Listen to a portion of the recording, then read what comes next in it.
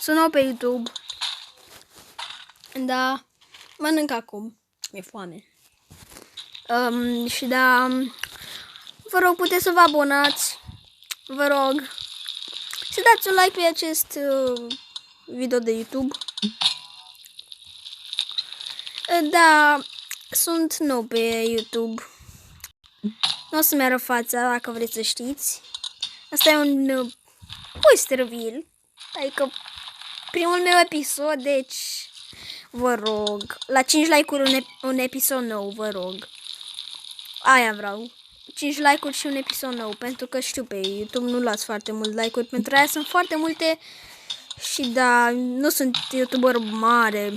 Sunt noob, să zicem. Adică adevărul e da, sunt un noob.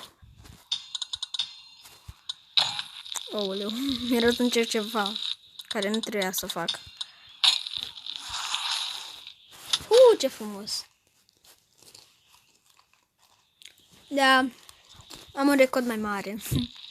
Puteți să-mi dați în comentarii niște challenge-uri. Vreau să fac ceva care nu trebuia să fac.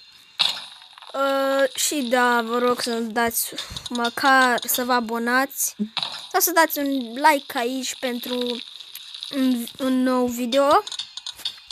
Să vă abonați, vă rog, sunt nou. Hai repede, hai repede, hai repede. Nu! Mamă, aia zic că e un like, aia zic că e un like, trebuie. N-ați văzut cum am picat? Mamă! Da. Mare lucru acolo. Dar aia are nevoie de un like mare, mare, faimos și dezgustător. De ce am zis aia? Da, să ziceți în comentarii ce să fac și o să fac.